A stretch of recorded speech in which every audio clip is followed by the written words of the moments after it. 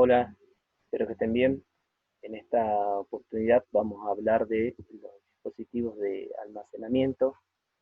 En la clase anterior, bueno, hemos hablado de los dispositivos de procesamiento de la información. Habíamos hecho una pequeña descripción de los componentes internos de la computadora y bueno, habíamos llegado hasta este último componente que es el disco duro, ¿sí? Entendiendo, bueno, que este componente es el que se va a encargar de almacenar la información a largo plazo. Es decir, ahí es donde nosotros guardamos lo que serían las fotografías, los videos, la música, los documentos. ¿Sí? Ustedes habrán notado que cuando apagamos una computadora y la volvemos a encender, esa información queda permanentemente allí, en la computadora. ¿Sí? Eso es gracias a este componente.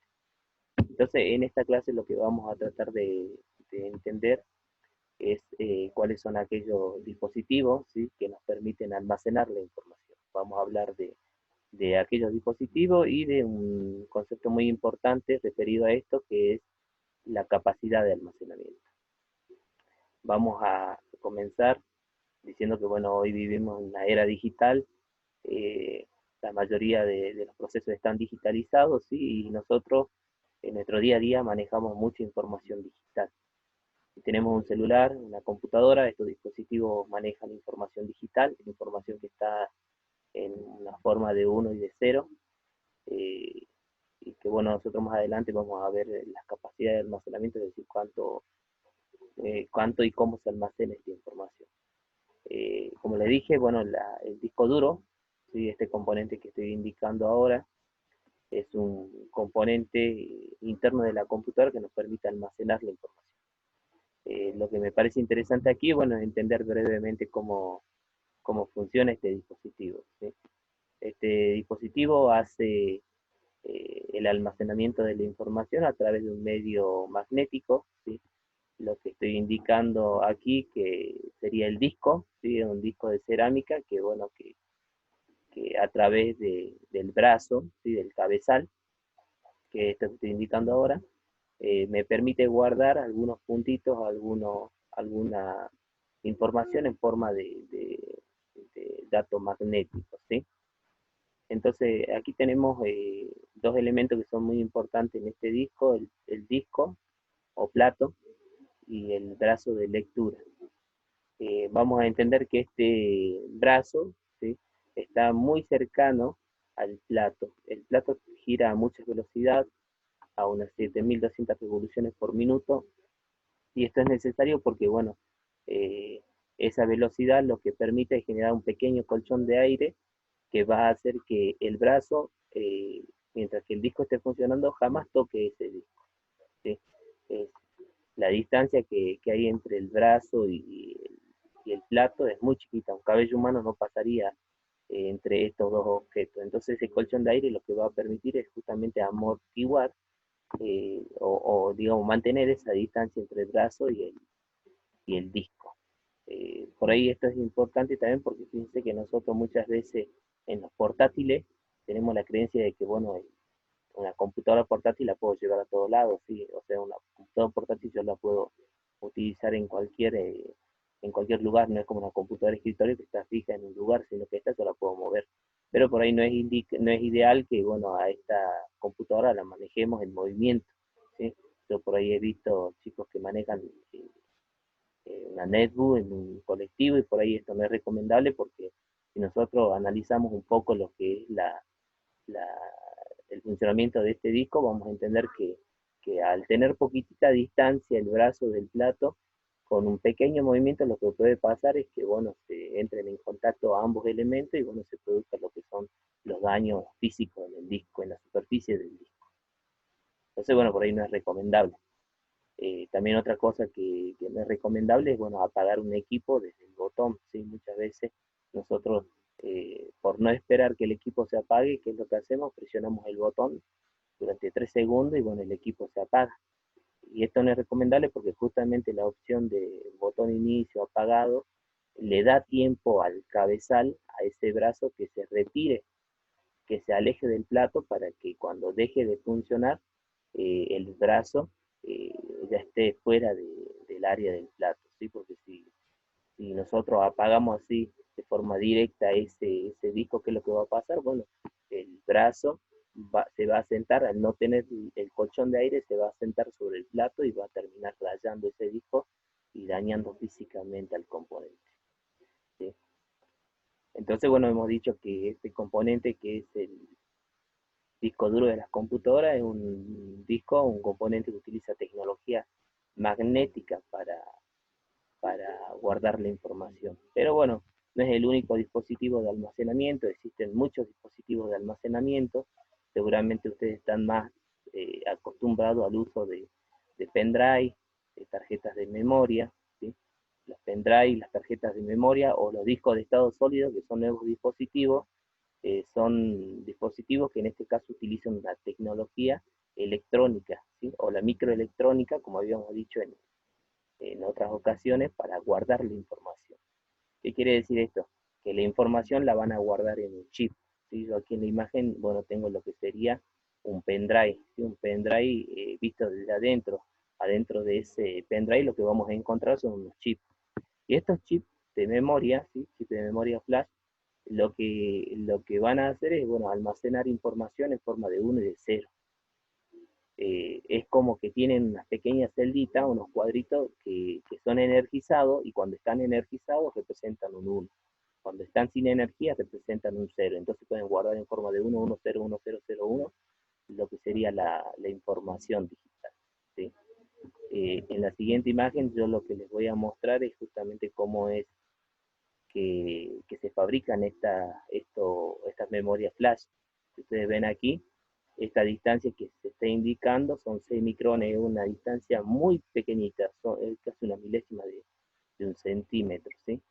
Una distancia tan chiquitita se utiliza para armar estas memorias, ¿sí?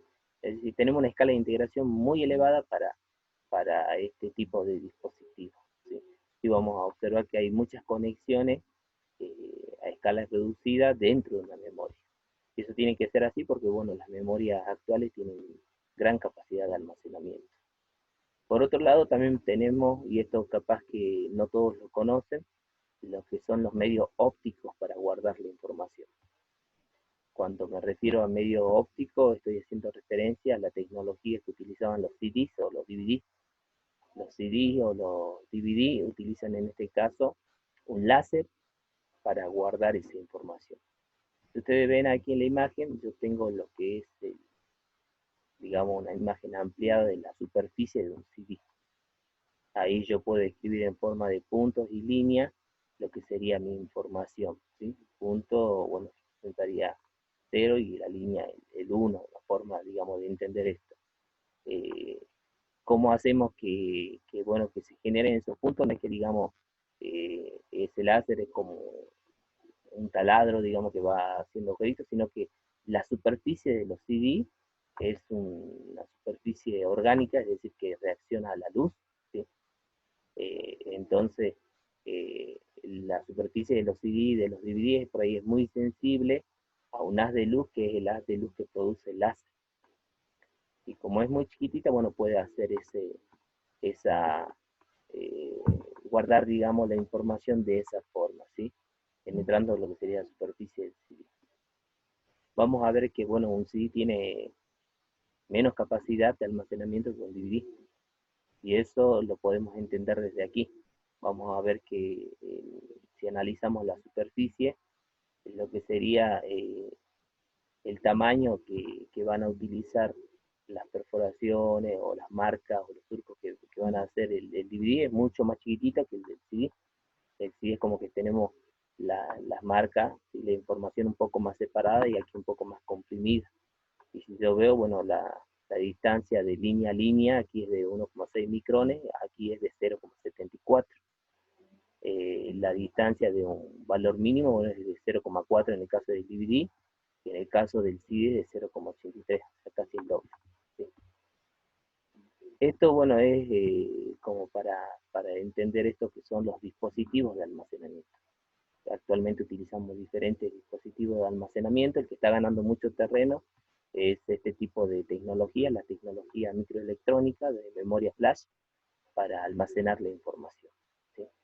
Ahora lo que tenemos que hablar y analizar es justamente los términos de la capacidad de almacenamiento. ¿Qué sería la capacidad de almacenamiento? Bueno, la capacidad de almacenamiento es, digamos, la capacidad máxima que tiene un dispositivo como para poder almacenar información. Esto se mide en la unidad básica, digamos, es el bit, pero tiene sus derivados en función del tamaño de memoria o de dispositivo que estemos utilizando. Por ahí es conveniente utilizar una unidad de medida u otra, ¿sí? Por ahí cuando hablamos de discos duros, por ahí hablamos ahora actualmente de terabyte. Cuando hablamos de memoria, hablamos de gigabyte, ¿sí? Entonces, bueno, se va acomodando esto en función a la capacidad de almacenamiento que tiene cada dispositivo. Vamos a partir para ver esto de las capacidades de almacenamiento de la medida más pequeña. La medida más pequeña de información se la conoce como bit. El bit es como una pequeña celda de memoria que puede contener solamente un valor. Puede contener, como está aquí indicado, el 1 o el 0. El 1 muchas veces lo representamos con la llavecita abierta, ¿sí? Y el 0 con la llavecita cerrada. Perdón, el 1 con la llavecita cerrada, ¿sí? Como diciendo y pasa, y el 0 con la llavecita abierta. Entonces, bueno, el bit, recuerden, solamente es como una casillita de memoria que puede contener o 1 o 0. ¿Sí? No puede contener los dos valores, solamente uno de los dos. El byte, ¿sí? Ya son una agrupación de 8 bits. Y aquí tengo que tratar de no confundirnos, uno es bit y el otro es byte. El byte es una agrupación de 8 bits. Entonces yo aquí tengo un byte, porque tengo una casilla, dos casillas, tres casillas, cuatro casillas, 5, 6, 7 y 8 casillas. Es como que tengo 8 espacios de memoria que pueden contener diferentes valores. Después, si vamos analizando, vamos a decir que el kilobyte, que es una unidad más grande, es 1024 bytes. El megabyte, que esto se utiliza para los tamaños de los archivos, las fotos, ¿sí? Un megabyte es igual a 1024 kilobytes. Un gigabyte es igual a 1024 megabytes. Un terabyte es igual a 1024 gigabytes, ¿sí? Y si seguimos avanzando, vamos a encontrar medidas de almacenamiento más grandes, ¿sí? Hoy hablamos en el caso de los discos duros de terabytes. Entonces, es la propuesta de esta semana, la segunda actividad del trabajo práctico número 2, bueno, consiste en resolver una serie de ejercicios que tienen que ver con la conversión de una unidad a otra de esta capacidad de almacenamiento, de estas unidades de almacenamiento. Entonces, por ahí una de las preguntas que está en esta actividad es, bueno, ¿cuántos megabytes de memoria RAM tiene un ordenador de 2 GB? Para dejarlo más claro, sería cuántos megas hay en 2 GB. Entonces nosotros podemos utilizar esta tabla como para comenzar a resolver este ejercicio. Entonces yo voy a buscar la relación entre mega y giga, que está aquí, ¿sí? Que nos dice que un gigabyte equivale a 1024 megabytes. Lo voy a escribir de esta forma. Y debajo el valor que quiero encontrar. Debajo de un gigabyte voy a poner 2 gigabytes. Y voy a hacer regla de 3 simple, como nos han enseñado en la primaria. Es decir, 2 gigabytes por 1024 megabytes sobre o dividido 1 gigabyte. Y me va a quedar de esta forma. Entonces va a quedar 2 gigabytes por 1024 megas sobre 1 giga. Como giga está sobre giga, giga se va y me queda la unidad de mega. Y tengo que hacer la multiplicación de 2 por 1024. Y esto me va a dar 2048 megabytes, ¿sí? Y con eso ya resolví este ejercicio. En el siguiente, bueno, van a haber ejercicios donde vamos a tener que poner todas las unidades, perdón, todos los valores en una sola unidad.